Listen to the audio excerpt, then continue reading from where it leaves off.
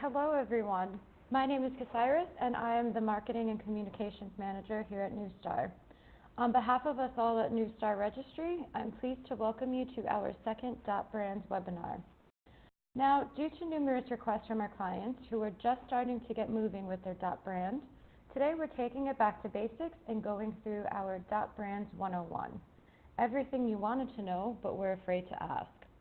Over the next 30 minutes, we'll cover what exactly .brand top-level domains are, how industry leaders like Google and Audi are using their top-level domains, why your business should be thinking about using one, and then some tips on how you can get started with your own .brand project.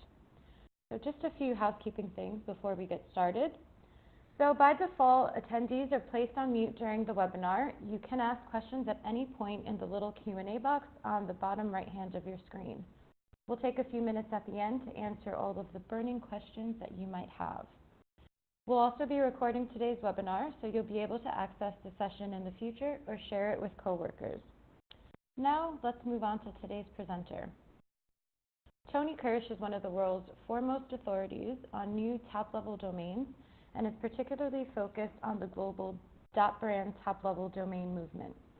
As the head of professional services for Newstar, Tony provides strategic insights to the C-suite of the world's leading brands, and many of you are probably familiar with his blogs and musings on all things .brands. With that, I'll hand it over to Tony. Thanks, Casiris, for the warm welcome, and good afternoon, good morning, or good evening, everybody, wherever you are, maybe around the world, and thanks for joining us today. As Casiris mentioned, we've had a lot of inquiries from a number of our clients, many of whom are just starting to get on the journey with their .brand. So we thought we'd create today's webinar and focus today's webinar on really going back to basics, really helping folks to understand the history and some of the early components of what the new TLD program was all about. And we're going to talk a little bit fundamentals, really, so people can understand what a TLD is, how it can help your business, and some quick steps on how you can get on the road. As you can see here, what the top-level domain for those that are new is really the last part of the domain after the last dot. So many of you will be familiar with the existing what we call GTLDs or generic top-level domains, such as .com, .net, .org, of course our own newstars.biz. And then, of course, from a country code perspective, you'll also be familiar with other sort of more popular extensions at a geographic level. So, for example, you could have a .uk or a .au here in Australia, .de for Germany, so on. So it's really just focusing on the last part of that top-level domain, or the last part of the domain itself after the final dot. And the reasons we sort of got involved in this program as an ICANN community, ICANN is the governing body of the domain name, the regulator for the space, was really to create competition and choice in the domain name area. So up until 2011, there was really only 23 what we call generic top-level domains on the internet. And in 2012, after some extensive policy and consultative process from the ICANN community, the new GTLD program opened. There was an application window. From memory, it was a two-month or so process where people could submit their application to ICANN. And for those of you that were part of that, you'll recall that it was a time-consuming, rather expensive process and required quite a lot of documentation to justify your capabilities and competence to be able to run a piece of internet infrastructure. But as of the end of last year, there's approximately 1,300 new extensions on the web. And as I said, these are designed to really create competition and choice for some of the existing GTLDs that exist on the web, and of course to create opportunities for folks to be able to brand their business or some of their online activities more in line with some of the activities in themselves. I'll talk about that in a moment. But it was also a situation where domain names, of course, have an element of scarcity. The number of words that make sense in domain names was starting to really fill up. So this has been a great opportunity for small business and the consumer market to be able to find alternative domain names that more accurately reflect what their intentions are online. And to that extent, if you go to your local registrar or your existing registrar for your business, today you'll find most of these available on the shelf. And we've sort of divided these, what we call open extensions, into two main components. You've got your generic top-level domains. You can think of those as, sort of typical words that, might exist on to the right-hand side of the dot. I've shown you some examples here in .club, .study, .shop, and .baby. Okay, and then there's also what we call geo-TLDs. In most cases, this will reflect a city, so you can see here some examples around .nyc, Dubai, Sydney, and London. And these are all available online today. So if you weren't able to find your sort of initial choice, or you wanted to find something that closely branded you to the city or to the actual generic term itself, most of those domains are available at your registrar today. And then, of course, the topic of today's conversation really focuses in on the 570 what we call closed extensions that are owned by the brand. We're going to call those .brand top-level domains. These are domains where the domains to the left-hand side of the dot will typically not be made available to third parties to register. They are for the exclusive use of the organisation on the right-hand side of the dot as the brand. And of course, we're going to talk today a little bit about the benefits of why you might want to own one of these. And of course, if you do own one, why you might want to find this as an advantageous asset for your business. Now, the good news here is if you have applied, you're in good company. This is just an example of some of the clients that we work with here at New Star. This is really the top end of town, and that's the case for a variety of reasons. Of course, the main one being that to apply for a new top-level domain was quite expensive. For those that were part of the process, you'll recall that it was a $185,000 US dollar investment to apply. And of course, you needed to have a back-end registry partner to be able to help you drive the technology, which is why we're fortunate to be able to work with some of these amazing brands today. And since the launch of the first .brand top-level domain towards the beginning of 2015, we've seen enormous uptake. And of course, we're really starting to focus in on really commercial and marketing benefits for these brands. But as you can see here, we've almost got 8,000 domain names that have been registered in a .brand. But most impressively, you'll see that between the live websites on the bottom left and the active redirects on the top right-hand side, we're going to talk about what those mean in just a moment. You'll see that the vast majority of those domains that have been registered in .brands are being used by the organisations, which is a fantastic sign. It's a really proactive effort from the brands to register the domains. You'll see here that we've almost got 14 domains registered per brand. But I think the most important point here is that when people are registering the .brand domains, they're starting to use them. They're starting to integrate them into their existing digital footprint. They're starting to communicate them in their marketing. And we're really starting to see a solid uptake in that.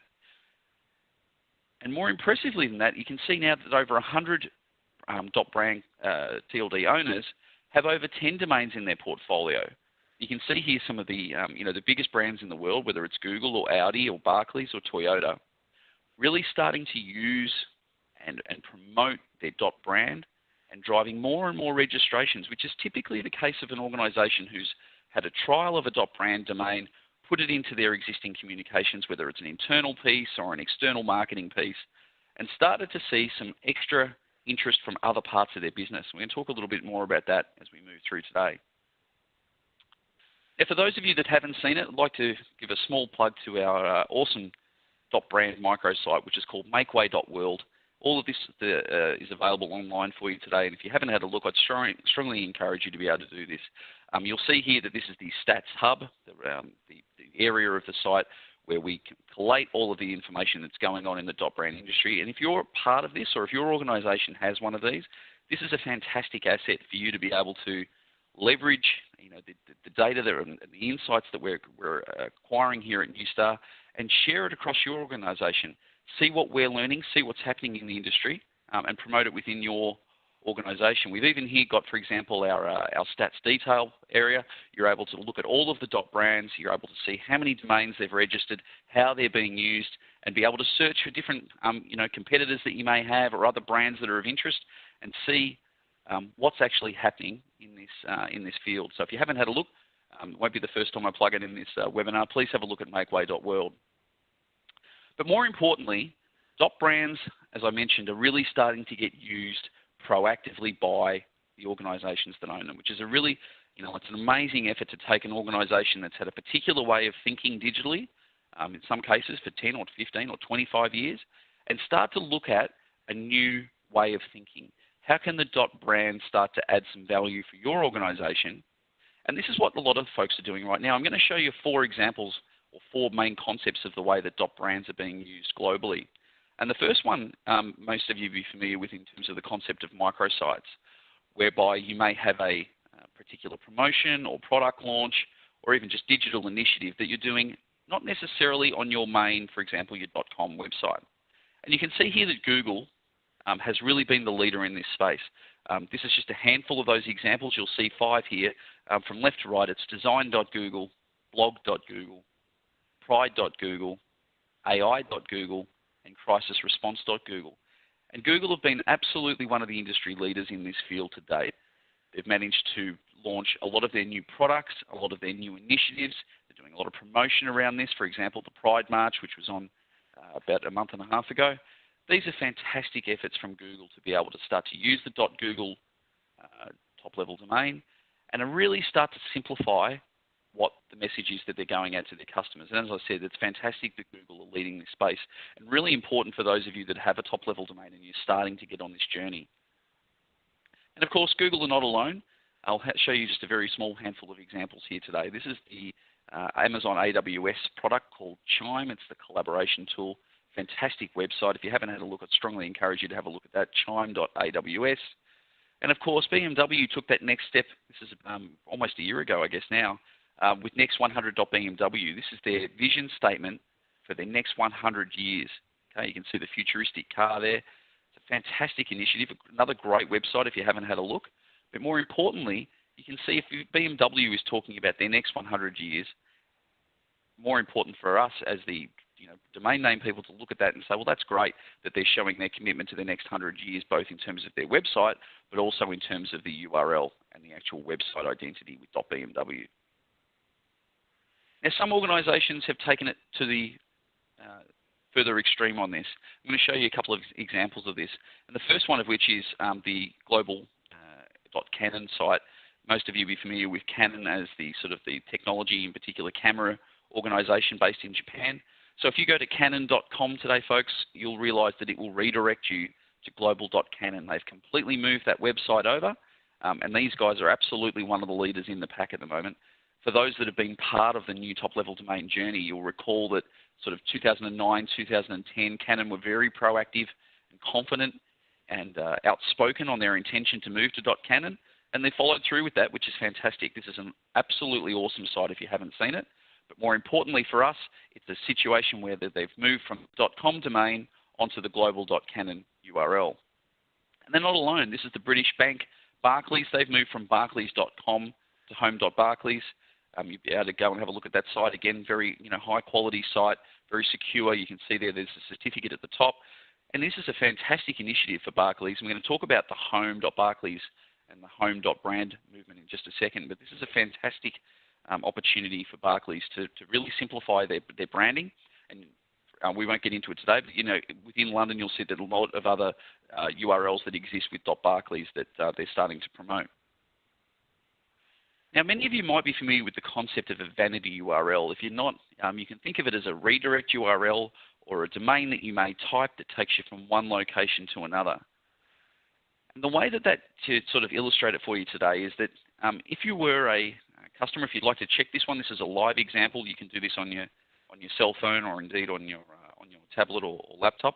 If you go to your browser and you type in MLB.com, not surprisingly, you will get the homepage for Major League Baseball.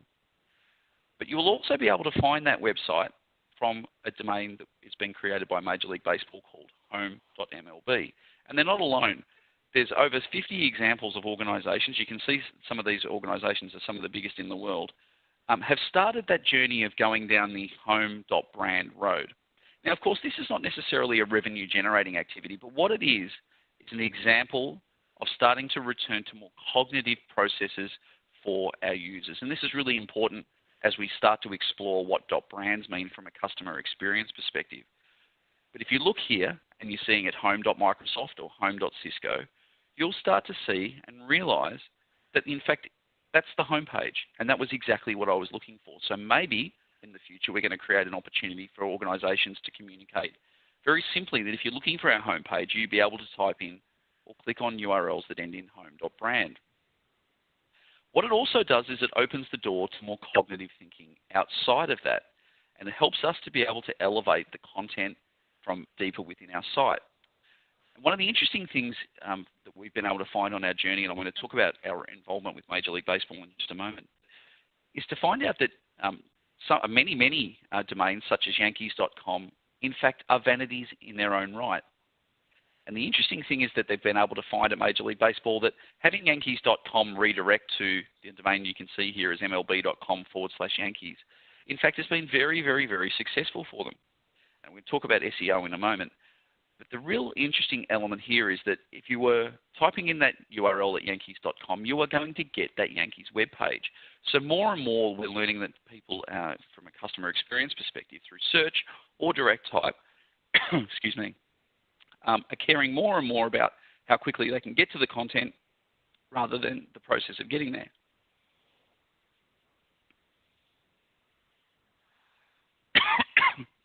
Excuse me. So as I said here, the identity of your organization online versus the location of the content is becoming less and less important. People are looking for ways to be able to find the content as quickly and as easily as possible. So indeed, today to find that website, not only can you type in Yankees.com, you can also type in Yankees.mlb, and you'll be able to get to that same piece of web content. So this is a really innovative use of a dot brand. It's about creating pathways for consumers to be able to find that content as quickly and as easily, and more importantly, as intuitively as they've been able to do in the past. And of course, many organizations are starting to get on board with this idea. This is surface.microsoft. If you type that in, not surprisingly, you'll go to this element within Microsoft.com that has the Surface product. And the same thing here with careers.forward. Of course, it saves you the difficulty of being able to type in that long URL at the top, but more importantly, it's a very intuitive process. If I'm a job seeker looking for a job within Forward, over time we're going to be able to educate consumers to be able to come to careers.forward and get that correct experience. So over time, this is what you're going to see. For today, we've got a group of users that are typically finding our content through search or through direct type, or of course through an ever-increasing range of social tools that are available. And over time, what we're going to do is we're going to educate those consumers that they can additionally find that content using URLs that might, for example, end in everything.brand or anything that you can think of .brand. And we're going to create pathways for the new generation of users to be able to find website content within your digital footprint. And to show you all of the examples of where this is, and just one more plug for makeway.world. Excuse me, this is the showcase part within makeway.world there. It's the second link at the top. We've basically been able to go through all of the data and highlight as many of the use cases that we've seen around the world. Here you can see again examples here from Deloitte and Google about what they're doing with their .brand. What can we find online, and be able to show you numerous examples of what's happening in the .brand community today. So as I said, using a new top-level domain really opens the door to being able to create pathways to your content and giving customers an ability to go deep within your site using vanity URLs that you haven't been able to otherwise give them. And we've done that, for example, with the registry.newstar here. So we're very fortunate that we have our own .newstar URL that we get to try and learn and start to be able to share our experiences, which we'll do continually through makeway.world. This is registry.newstar, and if you type that in, you'll be able to find our registry function, which is the area that looks after the domain part of our business. And of course, it also opens up the door to being able to create new pathways into our business. So for example, if you type in my name, tonykirsch.newstar, you'll be forwarded to my blog within newstar.biz. If you go to search.newstar, you'll find our intuitive search engine. And if you find contact us and a variety of other URLs that we've been able to create. And we're trying to create opportunities for our customers to be able to find our content as quickly and easily as possible. And more importantly, to be able to find it through us, find it directly from us so that we can control that customer experience. And then the fourth and final element of .brand usage that we're seeing around the globe is people creating pathways to their social. So for example, the German automobile company Audi has now created URLs, for example, twitter.audi, facebook.audi, where not surprisingly, if you type that in, you'll get the Audi Facebook page. And the global bank HSBC, you can see here, have now started to use .hsbc as their URL shortener, which again I think is going to be a continually expanding range of activity for .brand usage as we start to really look at how can we add more branded elements to that link, and what impact does that have on consumers, where we might be able to move away from some of that random text or move away from more generic extensions that many people use, for example, Bitly, as part of their program. So using these branded URL shorteners, I think, is going to be something that we're going to see a lot of for the rest of 2017 and early into 2018. Okay, so let's have a look very quickly at why we think you should use a .brand and why you might want to be interested to take this to your organization and start to explore some of the opportunities that you may have. The first point around this, and I mentioned this when we were talking about the vanity URLs, we believe strongly here at Newstar that the .brand gives you an opportunity to connect the customers to the content that they're looking for, but be doing it yourself and be able to be creating direct pathways into your digital experience. And we call this intuitively things like anything.brand or anywhere.brand and anytime.brand. I'm going to explain to you what that means as we go along here. But the most important part that you want to take from today is that we believe that .brands give you an amazing opportunity to reduce the leakage and increase the efficiency of your advertising, to be able to connect customers directly from a promotion or a campaign or a product launch or to anything that they're being able to look at. And as the brand owner yourself, have greater control of that customer experience. I'm going to show you an example in a moment of how we're going to do that and how we can do that very, very simply today with existing technologies. And what the benefit of that, of course, is that you'll be able to really get visibility on that customer experience, but really importantly, start to get greater insights within that customer experience and get data around that that you can use for your own intuitive purposes, okay? And start to innovate with your brand and start to really take control of that customer experience. So from the moment that the consumer sees an advertisement, whether it's on TV or on a billboard, you're able to really start to manage that customer, understand what they're looking for, understand where they're coming into your site, and be able to move them to the right place that you think is what they're looking for. I'm going to talk about global URLs in a moment, but one of the other really important parts that we've been able to talk about here with .brands is the ability to move people geographically. So many of you will be familiar with the fact that football, for example, in the United States is a very, very, very different sport to football in Europe, okay? Now, this is the ability for Nike to be able to brand what we call global URLs, to simplify the marketing experience and to simplify the customer journey so that wherever I am in the world, I should be able to come to football.nike or whatever the URL happens to be, and I should be able to get a geographically located response. Now that's really important as a marketer. It helps me to be able to start to simplify the messaging and the calls to actions in my URL, but it also means as a consumer that I'm not going to be vulnerable to having to find information for soccer if I was typing this in New York and I was really interested in American football. Okay?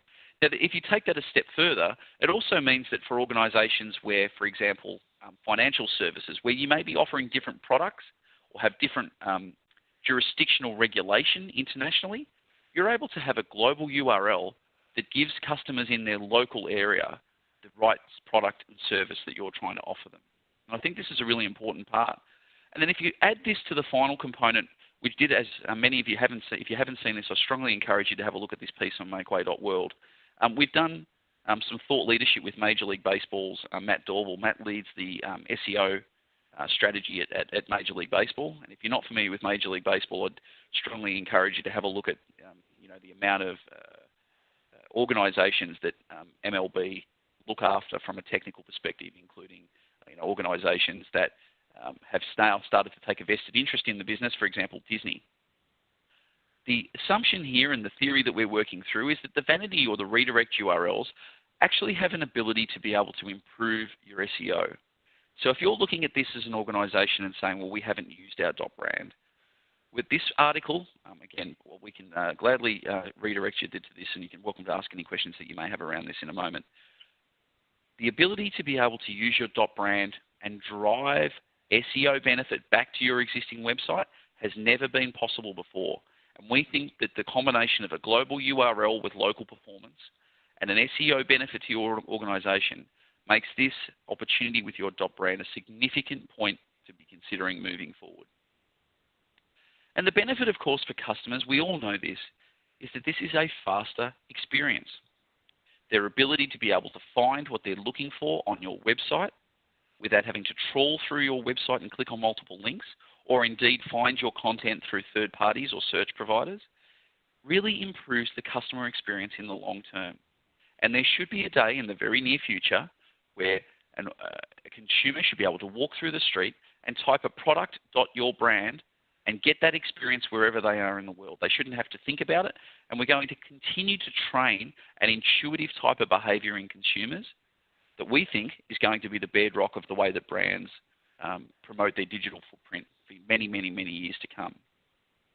And as I said before, it's about the opportunity of giving your deeper content. Many of you will have millions of pages on your website. And if you think about it, just sort of stop and pause for a moment, it's really important to think, how many times do you navigate your own internal website to find content that's 2 or 3 or 5 clicks deep? It's very rare. So the idea of opening up the funnel, letting all of the content in your website have its own digital identity, anything.brand, I think is really the future of how this is going to play out, and a really amazing opportunity for your organisation to provide a better customer experience for your consumers.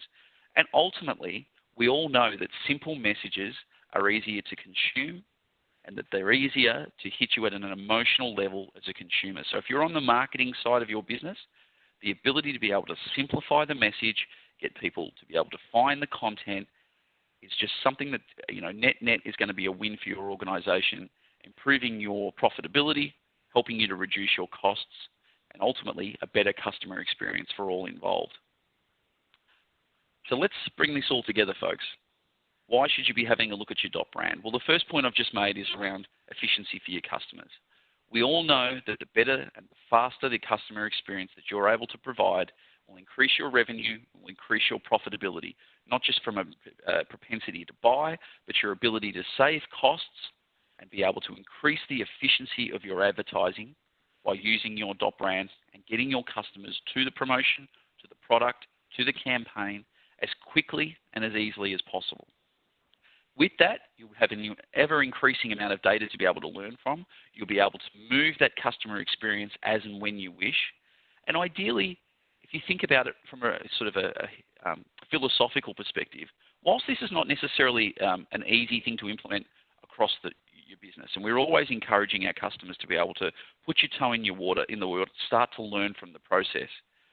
But if we started our web presence again today, we wouldn't do it the way that we've done it over the last 25 years. Technology is really quite fresh. We're learning every day. We know that there's new apps and tools and technical opportunities for us every day that's launching. We believe strongly that the use of this .brand is the ideal or perfect customer behaviour. If we could start again, this is exactly how we would lay it out. We would lay out websites and digital footprints that had an ability for customers to be able to acquire and find the content that they're looking for. And as I said, it's easy to implement at a basic and starting perspective. We understand the complexities of doing a major rebrand, and we very rarely recommend to our clients to do this. But we do have many, many, many techniques, and we're going to talk to you about these in future webinars. We'd encourage you to follow us on makeway.world to be able to see what these opportunities are for you to be able to start to implement.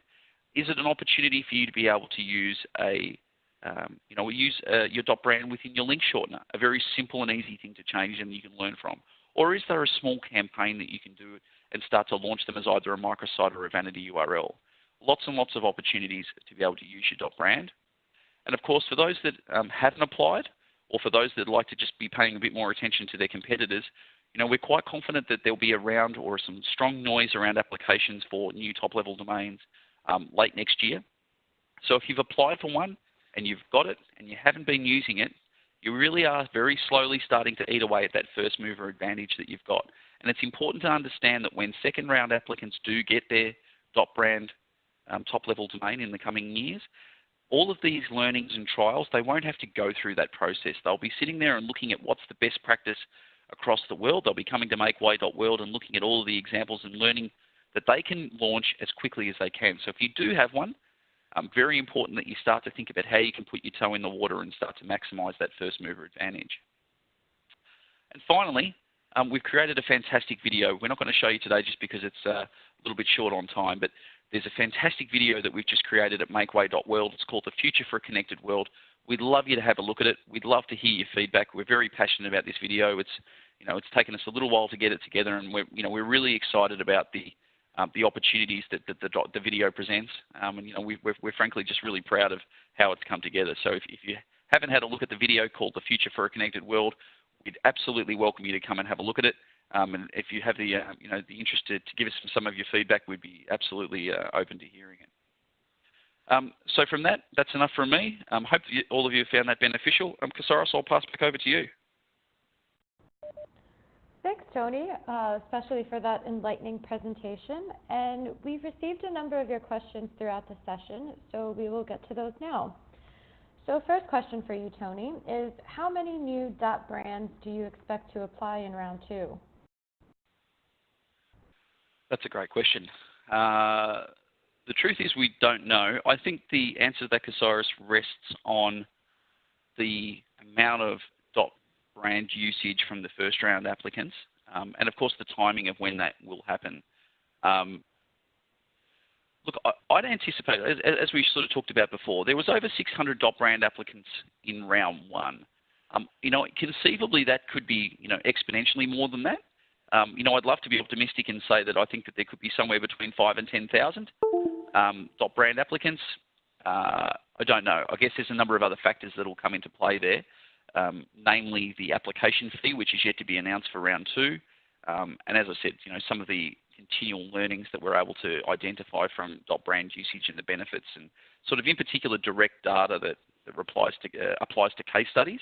But, if you wanted me to have a guess, I would say somewhere, in the northern region of 5,000 would be what I'd be expecting.